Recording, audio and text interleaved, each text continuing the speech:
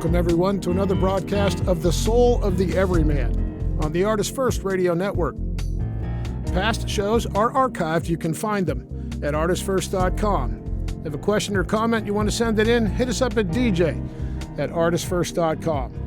And now, here they are, the hosts of the show, Michael and Margaret Lyons. And thank you very much, Z-Man. And that's who we are. That's indeed who we are. We've been identified, and that's the topic of tonight's show. Mm. And you people who are you are out there being who you are, we're going to talk about You. about how we all got to be who we are. And I'm Michael Lyons. I'm going to re-identify myself. Hi, I'm Margaret. She's Margaret, and now you know who we are. Oh man, this has been a weird night. Yeah, it has. It's already been a weird night. I spent 20 minutes on the phone trying to reprove my identity because somebody stole it. So somebody was me briefly. That's an interesting way to start a topic of who are you? Who are you? Because, and that really is our topic. So let's reintroduce it for a second. I mean, the thing that we went back over our archives, and we've been doing this now for a year and a half or so, and there's a lot of shows out there, but we had never done one explicitly about sort of, let's just say identity, about, the thing that concerns all of us, and I think it concerns people throughout their lives is kind of, who am I? And that question, it echoes on so many different levels. There's the physical, like the physical who you are. Your face, your name, your fingerprints, your body, and some of who you are is your parents, your family, your tribe, your country, all these kind of layers, and let's say they're sort of physical layers of who you are. If somebody says to you, well, who are you? You start giving basically name, rank, and serial number. You start identifying yourself by all these sort of metrics. My name, je m'appelle Michelle.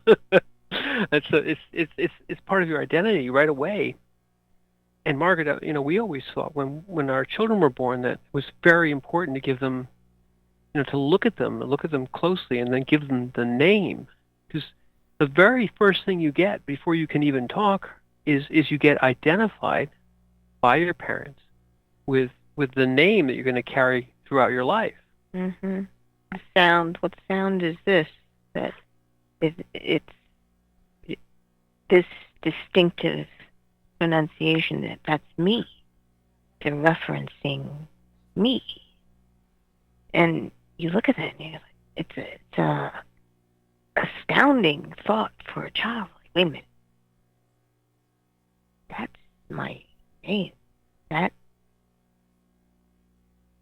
sound that they're making with their lips moving. That's me. And depending on how it's said, it can mean it's time to run. And that's a wonderful thing, actually. Running? So much of who we are is kind of bound up in what we call ourselves, how we're called. You take your original name. My name is Michael, but you can look for meanings. You can say, well, what does Michael mean? Or what is my surname? What is my family name rather mean? And then you start to move your identity outward from, you physically exist with or without your name. But when you take the name away from somebody, you take something precious away from them. You remember the old show, it was way back in the 60s, called The Prisoner.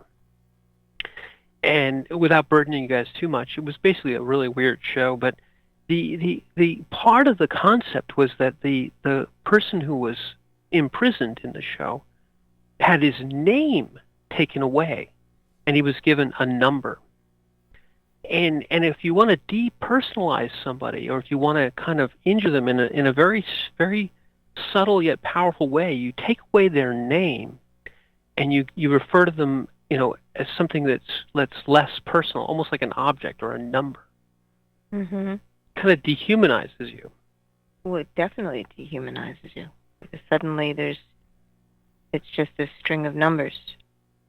It has nothing to do with what I look like, or how I feel, or what color are my eyes, or what are my favorite foods, or how I happen to be feeling in the moment. It's just, you are number such and such. Hmm.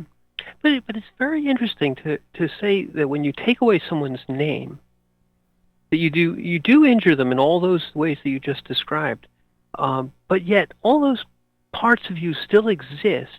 It's almost the acknowledgement of them with a personal name provides an identity.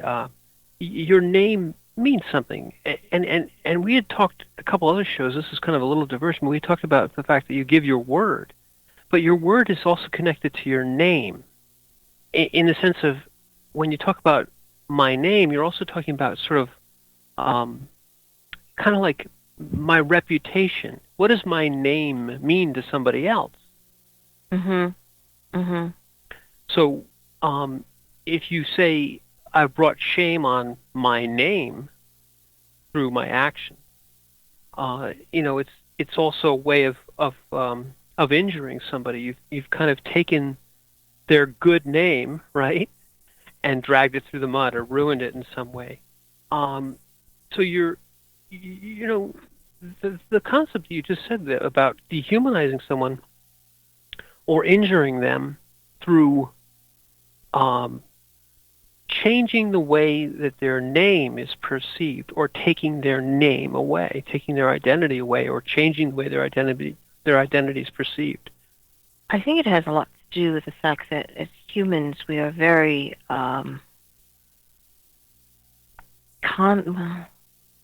visual, concept oriented. I mean, the experience that we have, an idea forms a certain type of concept within our mind. Mm. And whenever you're speaking of someone's name, there is a reflection that comes back to them.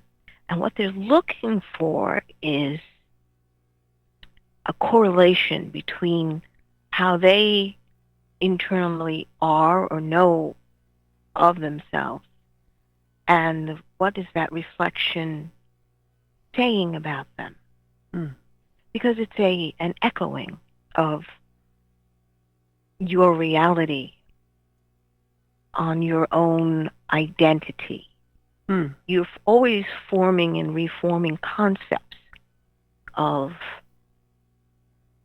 your own perceptions, especially of yourself. Mm. That you begin there as children. How does that relate to me? Is always the question. We've had a show about that. How does that relate to me? And that is pretty much that reflection that most people are looking for. I think we had spoken of this before, about how when people are going to try to date and find the perfect person, they go through this process of, well, it's gotta be this, that, and the other thing. And they make that list of what this other significant other is supposed to have or be. And then they go around with the list in their hand trying to see whether or not the person they're talking to is fulfilling that list. And their concept is always, well, it's got to be this way, instead of actually being present and speaking, communicating with the other. So that concept of yourself, you do that to yourself as well. Well, and you're right, because the name is something which we said in the very beginning that the name is something which is given to you, but then you start to associate everything which is you, which is a vast collection of spirit and soul and body and all these things together, and it all is sort of encapsulated in the name. Right. And then that name, which is interesting, because throughout your life, that name probably changed. It probably had a diminutive. There are names. There's a name for you that only your mother uses, or only the way that your mother says your name. Like, when she says it a certain way, you're in trouble, for argument's sake. But then there's maybe a nickname or a diminutive of your name, or maybe you were called, Mikey when you were a kid, and then there are points in your life when you want to change your name, when you explicitly want to say, I'm a little more grown up now. I'd like to be known as Michael, instead of like, hey you, and your name is almost the very first thing that anyone perceives of you. You introduce yourself to a complete stranger, and you usually say, "My name is," and that little packet of information, that little sound bundle that is reflecting you, the way you use it and say it, and the way others use it and say it, it has power. If you talk about sympathetic magic and all those things like that, but it was always the name is the thing, right? That was always the concept. And be that as it may, whether that's true or not true or has any relevance, but names have a lot of power. The Native Americans would oftentimes change the name of a person based on, first of all, they'd have their birth name, and then they'd have their name that they would change when they would change in stage of life, change from If you become an adult and the society recognizes you, you are at another point where your name is different. And even in the Bible, God was constantly changing names of Sarah and Sarai, Abram and Abraham, to get the people to realize that you are not this initial name. You are much more than that. There are certain cultures even to this day have sort of an inside name, an outside name. You have your in Christian cultures, and at least in Catholic culture, you would change your name at confirmation time, and that was supposed to be a name that was given to you, that was sort of kept internally. Your full name was something that was supposed to be precious. You would tell somebody your outer name, but not your inner name. I believe that in the Jewish culture they do the same, and there's other cultures where there's sort of a name that you're known by to the world, and then a name that you keep closer to home. That's your internal. You're kind of your not your family name, but your full adult name. So names have identity, and the identity associated with your name and the way you reflect changes in your identity by changes in your name is very powerful among people. Another great example is when you would get married and change your name, or you might get divorced and change your name. You mark these huge life events by a changing of what you're called. When you're ordained a priest or enter into religious orders, you change your name. Your identity and your name are very closely, intimately linked. Well, even when you're going through different programs and you get your doctorate, suddenly there's initials at the end of your name. There's been a modification on your name. Just with marriage, Mr. or Mrs. or Miss or Ms. or but the idea that what you are called by helps define you. There's certain things that anyone who has never met you before can assume by the way you are called, or how you sign your name, or if you've got degrees, or if you're a it goes. It's interesting the way humans do that. Right. That shorthand, the name is, it's really kind of fascinating. I mean, we were mentioning before about Native American and Indian culture, and I believe it's also in Polynesian culture. If you do something great, do something that's remarkable or remarkably bad, it can result in a change in your name. You can be thenceforth known, as Vlad the Impaler, because hey, you impaled something, but the point is that that a name would also mark a change in status, either greater or lesser.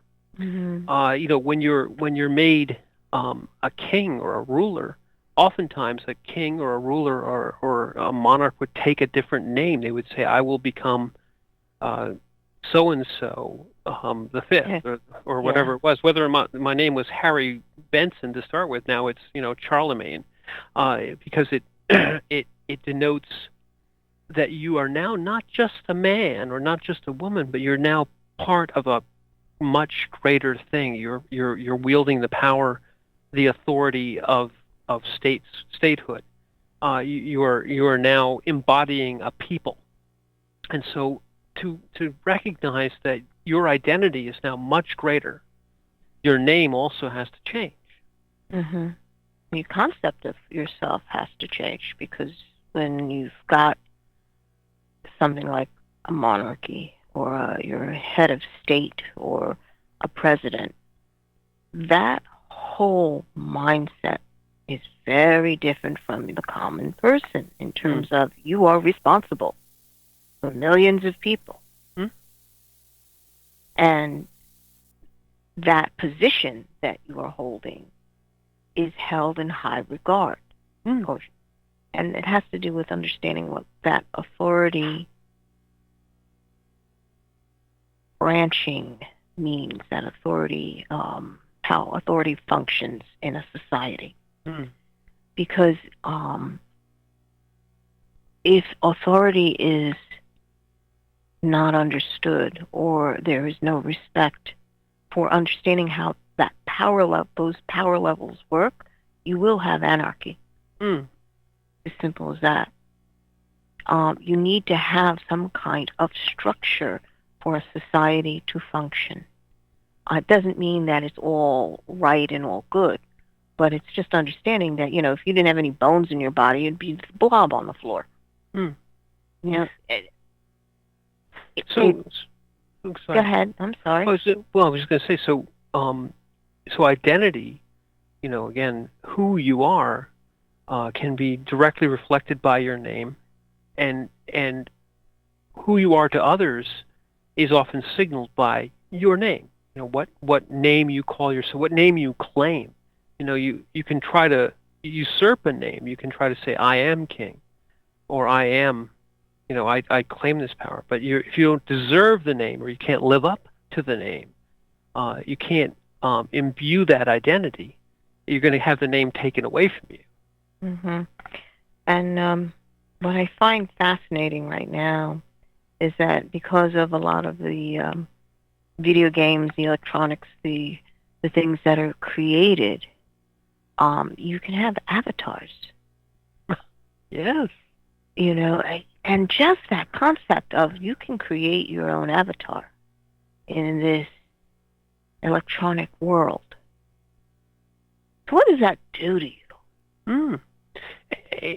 This is a great concept. We should go into this a little bit because, again, identity has a lot to do with what you put your spirit into. So an avatar, or, we've also, there's a show we've watched a lot where people are piloting these little robots and they're doing all kinds of things with them. And I think for the period of time that they're piloting that robot, they almost place their spirit, their identity within it. They try to live vicariously within. So your identity can kind of shift around. You can put it into an avatar. You can wear a mask and kind of assume an identity by a mask, or by maybe by a Facebook page. Well, yes, that can be innocuous or it can be insidious. but you can also assume an identity and kind of imbue it with your spirit and kind of wear it as a mask, with a wig, with makeup, with That's an interesting thought, actually, that your Facebook page is actually an avatar of you. Well, yeah, I think quite it's quite prevalent.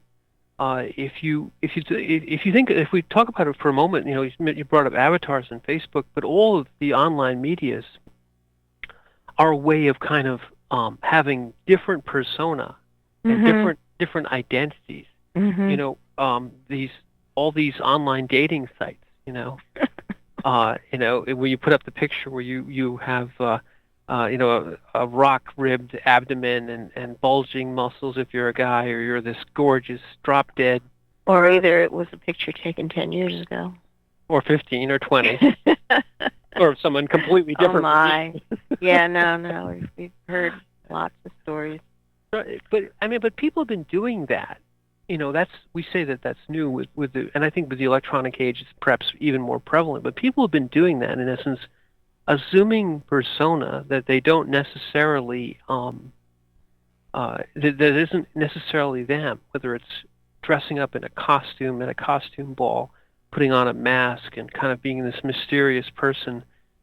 It's somewhat freeing to cloak one's identity and almost take the strength of the thing that you're putting over you as now projecting that and saying, this is who I am. If you put the old idea of putting a prince into a pauper's outfit and a pauper into a prince's outfit, and the clothes, quote unquote, the clothes make the man, that somehow dressing a pauper as a prince makes him a prince, or dressing a princess as a peasant makes them a peasant.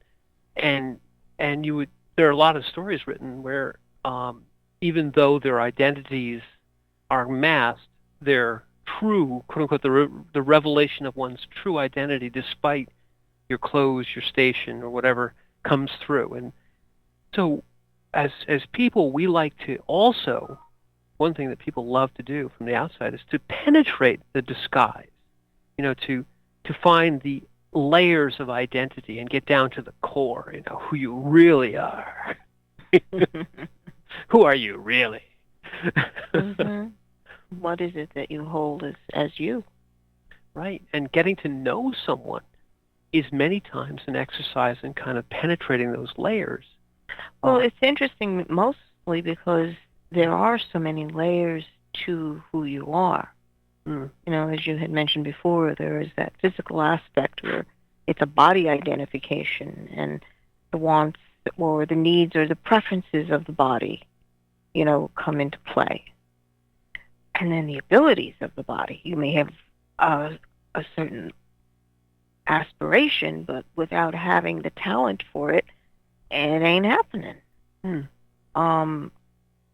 then there is that mental aspect where you want a certain level of interaction mentally, a byplay or a sense of humor, hopefully.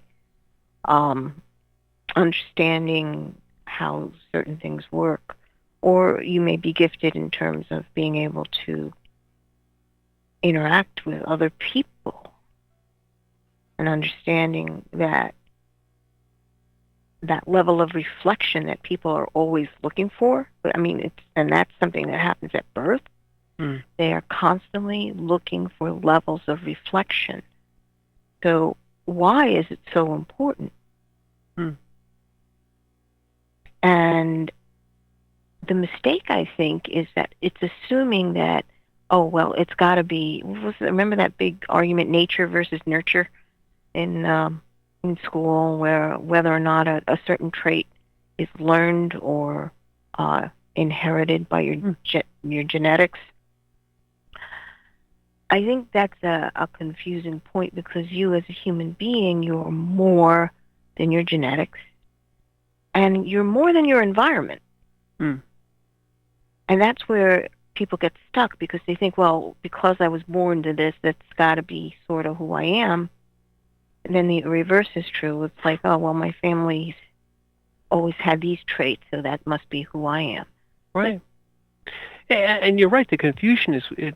Let's digress there for a second, because so many times people will almost give up on themselves because they say, "Well, I'm doomed to do whatever because that's my blood." We've been, in our family we're all whatever it is. We're all accountants. So everyone in the family is an accountant. So I'm doomed to be this because it's almost my destiny is foreordained by where I came from, and some of that is true, but there are the idea that identity comes from just the physical or just from what you've been exposed to is partially true and in many times not true. Although what people will end up having, this sort of dissonance, this sort of stressor point, is that they'll think, well, why am I not this? Everyone else in my family is an elf and loves to make toys, but I want to be a dentist. To use the Herbie the elf. And a lot of what people do, a lot of the search for who I am is exactly that. They say, well, everyone else wants me to be X, and everyone in my family is that, but I don't want to be that. And so there's this stressor. The search, the existential search for identity, is very, very close to the heart. Campbell said, "Follow your bliss," and that's been used in many different ways for different things. But at its heart, what it is be who you are. On our wonderful webpage, which is likely updated soon, we put up a quote from Friedrich Nietzsche, and everyone knows Nietzsche because Nietzsche's the guy that says whatever didn't kill you makes you stronger. Mm-hmm. But this is a little bit lesser known quote, and it really just says exactly that. It says, in essence, become, and become is the word of action. It's being in motion. Becoming is being in motion. You're moving towards something. Become who you are. And it's a weird statement, Margaret, because it's like, if I already am that, why do I have to become it? But you do. You have to kind of discover, we all do, discover ourselves. You have to say, well, I'm not really sure who I am, but I'm willing to try. I'm willing to try to become who I am. And it bases, and let me continue with what I started with before, that the different levels of who you are is what he's referencing. We started off with the physical and certain soul talents, abilities, thoughts, emotions, communication. And then you have your spirit aspect.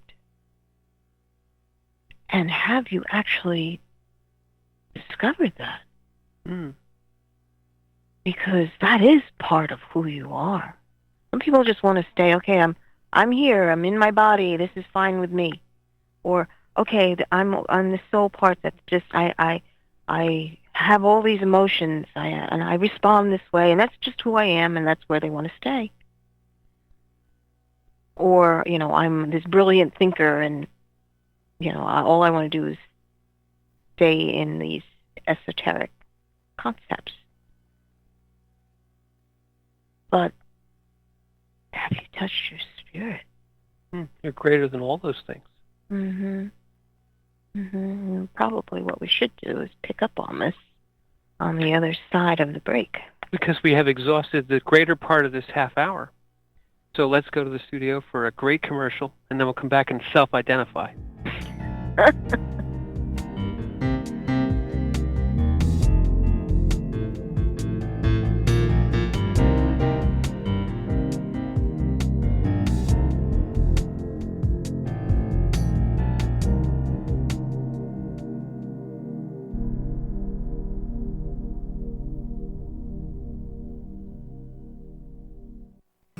There is a Reaper is the story of 5-year-old Christopher Aaron and his life-changing struggle with leukemia.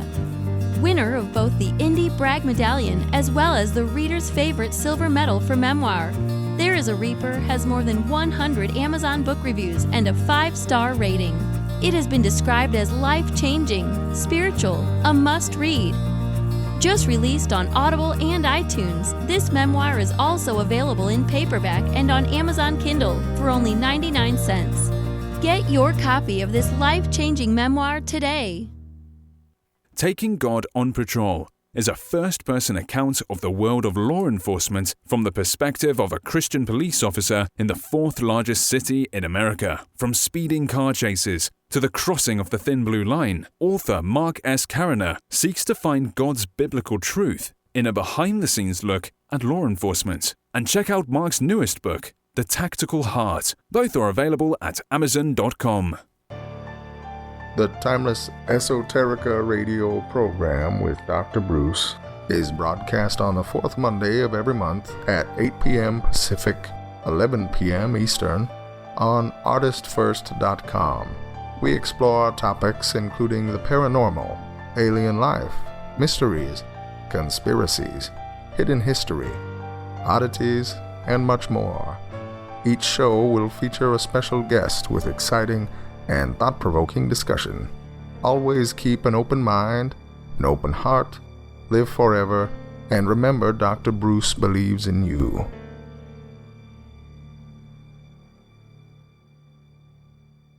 The Fat Man Gets Out of Bed is the latest book from Michael Lyons, the award-winning author of There is a Reaper.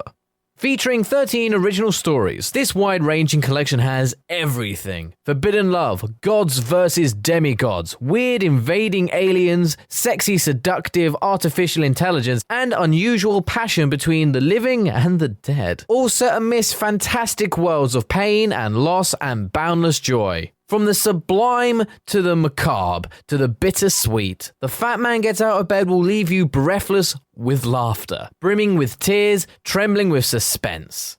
Available now on Amazon.com, Google Play, iTunes, Kobo, and fine e-tailers everywhere.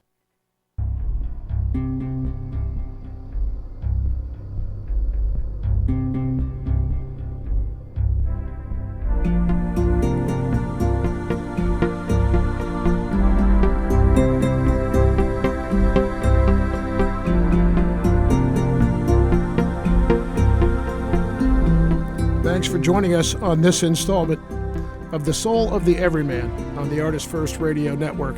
Let's get back to your hosts, Michael and Margaret Lyons. Thank you very much, Z-Man. And there we are again.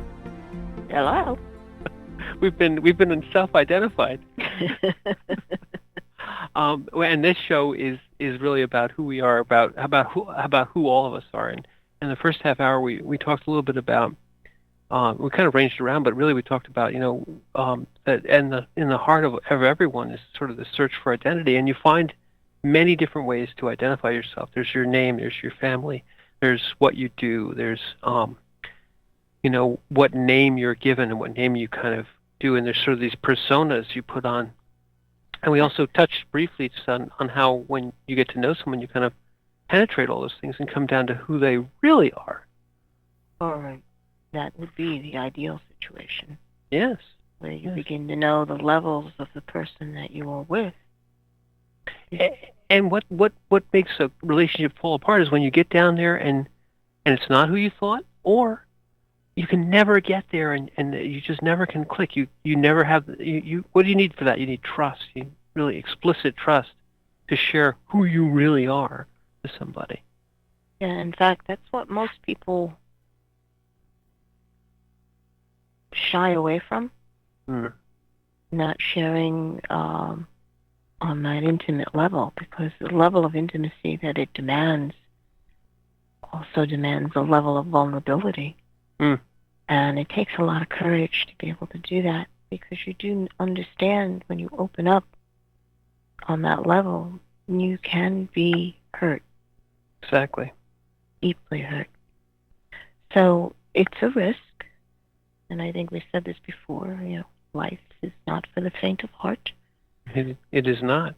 And there are two interesting things about that, We always get back to relationships and the soul of the everyman because, that's where it really is all about. It's all about relationships. And when you begin a relationship, you give your name, and you say, I'm so-and-so, I'm from the government, I'm here to help you. and and and after you get past that, but no, you give your kind of outer, like I give my name to everyone kind of name, but then when you begin to get to know someone, it's a progressive removal of these layers of armor, of identity armor, and you get down to the point where you are vulnerable. It's really who you are. It's really the person that's below all the names. That the person that you and God know, the person that you know, and that you know that you're flawed and you're weak and you're vulnerable and you're all the different things that you put on top of that to kind of mask and armor that up are all gone, and then you find someone with whom you can be, and this is the core of every relationship. You say to that person, I can be myself with them. That's right at the foundation. The foundation. To the extent that you can be yourself, be totally comfortable and open with someone else, is to the extent that relationship is rock solid. It's you've shown that person parts of you that you don't show anyone else. That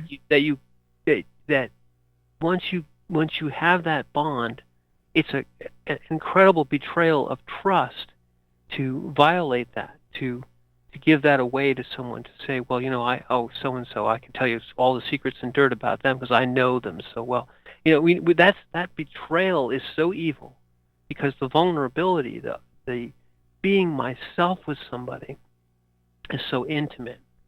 So identity at that level is precious. Very much so, and it's why if you have someone who you consider a very close friend, and that friend betrays you, there's just so much pain that rises from that. Exactly. And the truth is, when you're sharing on that level, where one is more than comfortable in the other's presence, and anything can be talked about, anything can be said or revealed, but that core relationship doesn't change. Right. And I think that's something that people miss, because they always want to say, well, if this person finds out I have this bad habit, they're going to reject me. Right. They won't like me anymore. And that's not what a true relationship is. You will wind up hearing and being with aspects of the other person that are how do I say this? It's like a result of what happened in time. It is an event that happened in the moment, but it's not who that person really is. When you fall in love, you're falling in love with who that person is, not what happened in that lifetime. Right. Now, what happened in the lifetime is significant, don't get me wrong. You share things together, good, bad, or indifferent. But that's not who you fall in love with. You have to be very aware of your heart at that point, to know that you love a person not because they are, how do I say it, because of the name, because I love you because you're the father of my children, like you're a father.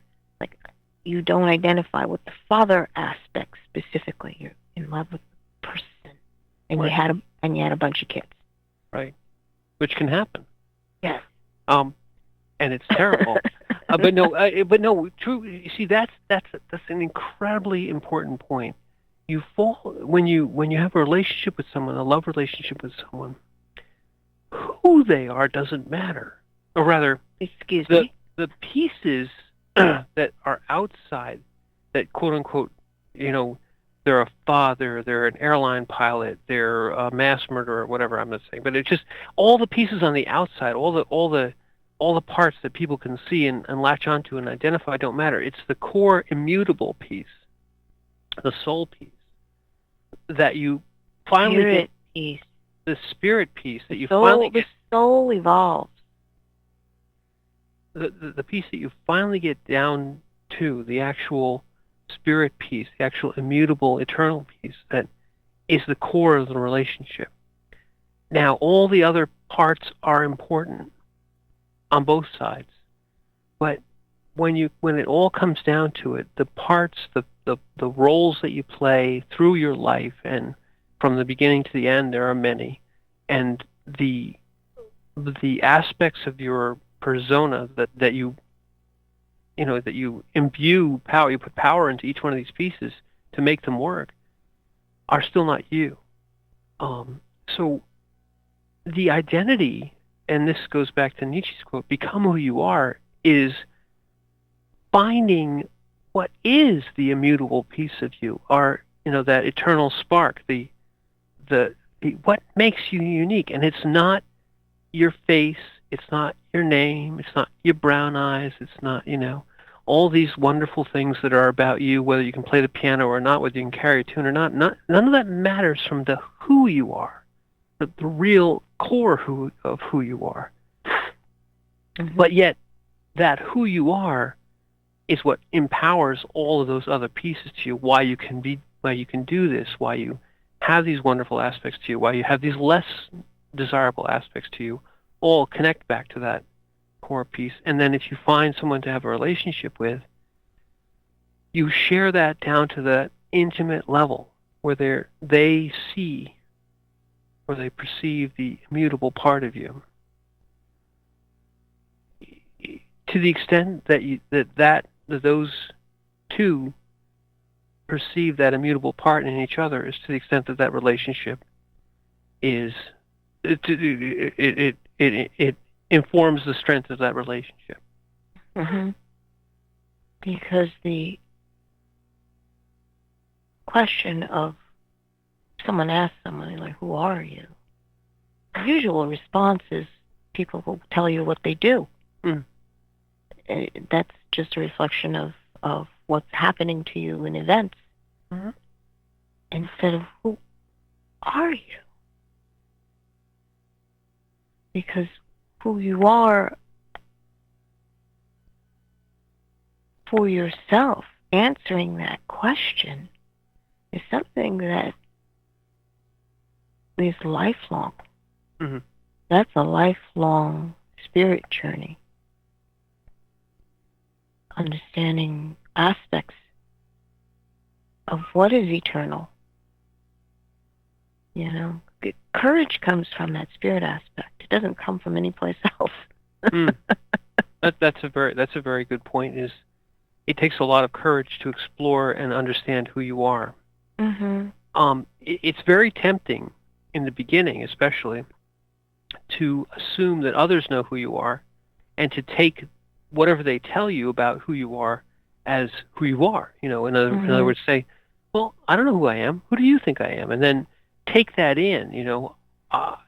And yes, you can be informed by what others see about you, and it's also a very good thing to have that reflection.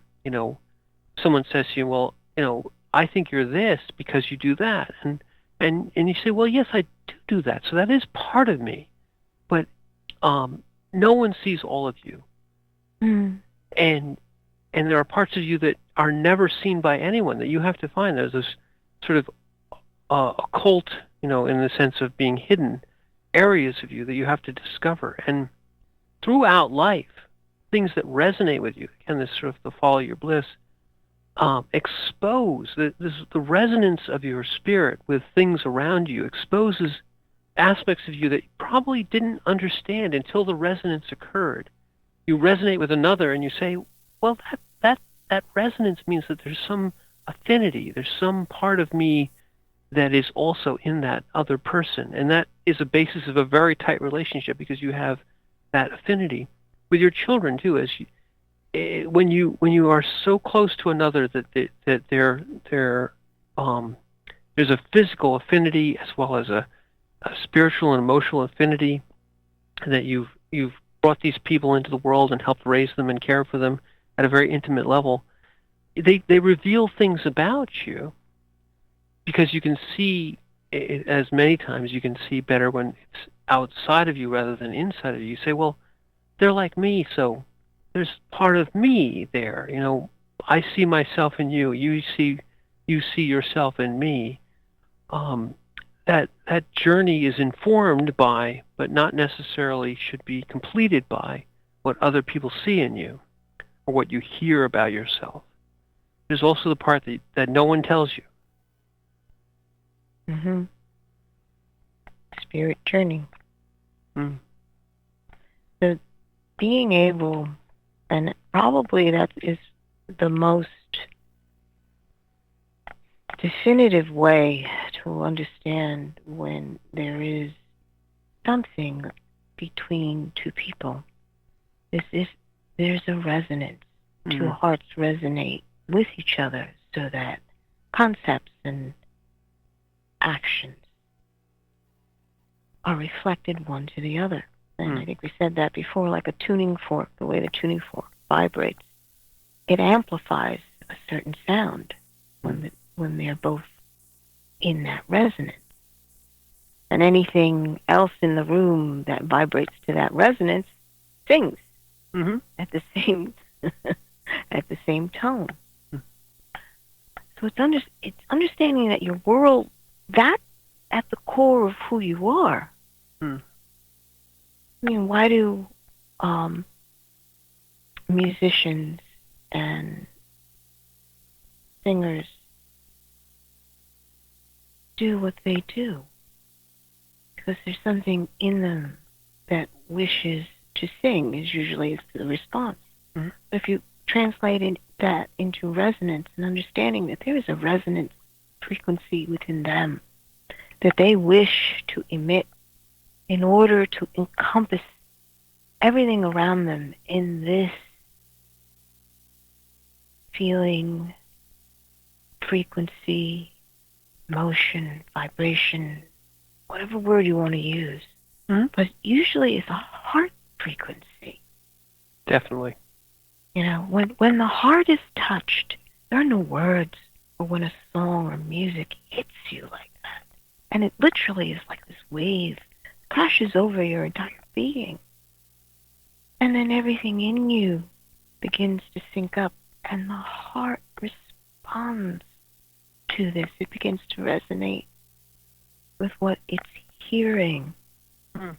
And you are in an experience that is eternal at that point. It's a marvelous thing. And I think that's it. I think you really have struck upon it. When you are doing your exploration of who you are, finding out your identity, it's the resonances that matter. So heart, when you bring it up into the heart, again, Campbell, follow your bliss. What the bliss he's talking about is the heart resonance you get out of whatever it is. So go out and experience things, find people. But as soon as you find one that resonates with your heart, there's a relationship there. There's something there which is part of you, which is part of your identity. And to the extent that it resonates, the power of it is how close it is. When you do something, music or art or accounting or whatever it is, whatever makes your heart sing, whatever, isn't that how language always informs us? What makes my heart sing is who I am. And then you say, well, the old saying is if you do what you love, you never work a day in your life. But it's not true. You do work, but the point is that piece of you which sings while you do this work makes it easier. The energy trade is an exchange of heart to heart. The thing that you do, the person that you love, the relationship that you have is a trading in energy. It's not, you're not pouring yourself out into stony ground. You're finding something that resonates, that trades your energy back and forth, and it grows. That will grow. Yeah, it's creative. It's creative. Mm-hmm. So the search for identity might be better stated as the search for resonance. And Nietzsche's quote, "Become who you are," is really act, act in such a way as it resonates, so that you understand who you are. Mm-hmm.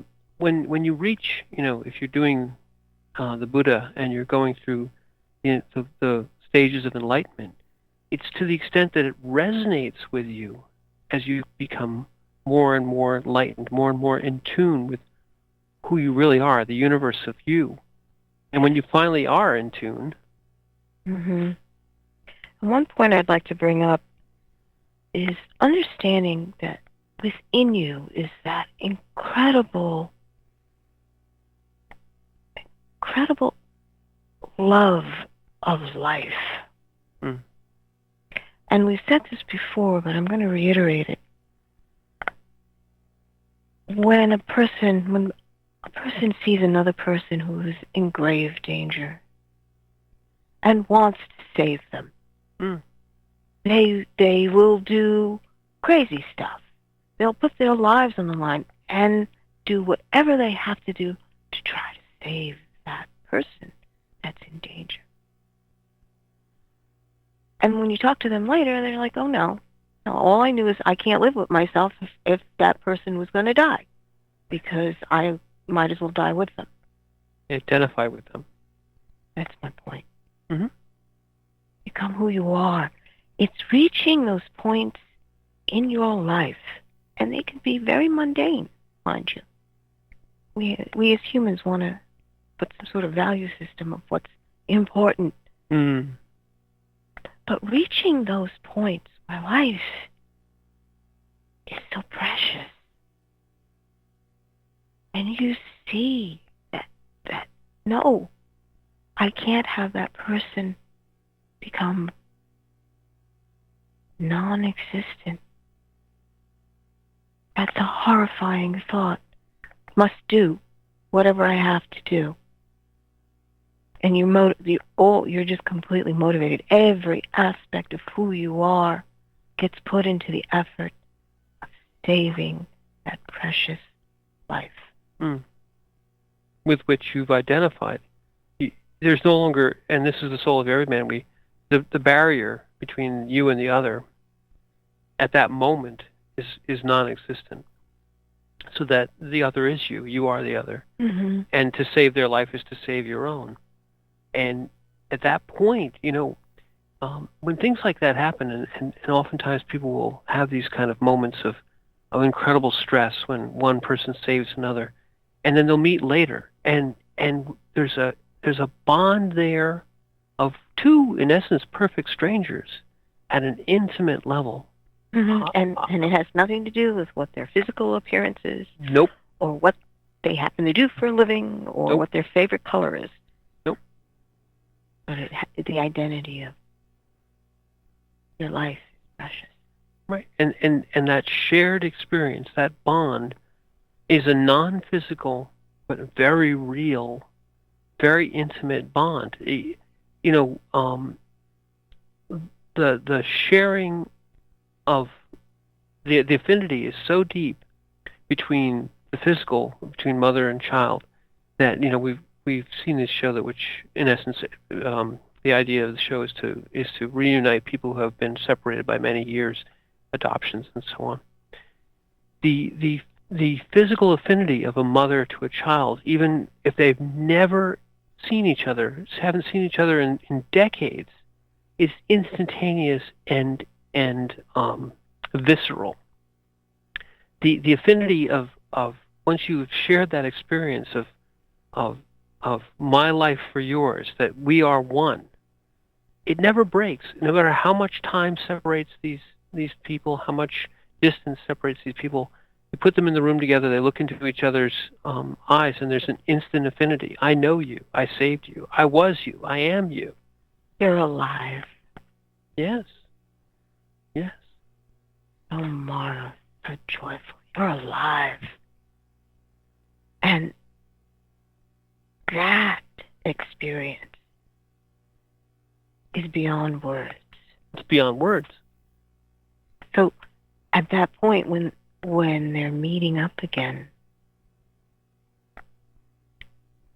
there is, as you said, an affinity, but there's a heart connection that has formed between these two, and it doesn't matter what their differences are. Mm-hmm. Nothing that they say or do is may sync up with their lives, the timelines and the lives that they're walking out, but their spirit met their spirit. Exactly. And then once you've done that, you've realized a great truth. And to the extent that you live in that truth is the extent to which the trappings, the masks, the various facades that we put on all the barriers don't matter. Once you've reached the heart truth, the center of the chakras, that we talked about a little bit about last time, when you live in the heart and see with the eyes of the heart, you no longer have the barriers. It's scary truth because you don't have any barriers. The barriers are also protective, and they also kind of separate. The separation is nice. Well, that protective of the personality. Mm-hmm. Okay, when you are in a moment like that, your personality is just part of the greater you. Mm-hmm. Perspective at that point. And isn't it interesting that what we think of as an identity is oftentimes the I mind. It's the plankton and its planktonmobile. That's identity. When you get down to the heart, all of a sudden identity is just floating out on the outside. It's just bobbing. It's a cork bobbing in this giant ocean. Well, that's again the personality concept of identity. Exactly. Who you actually are is much greater. It's kind of like the difference between the lowercase I and the capital I. Mm. We always say, you realize that you're vast.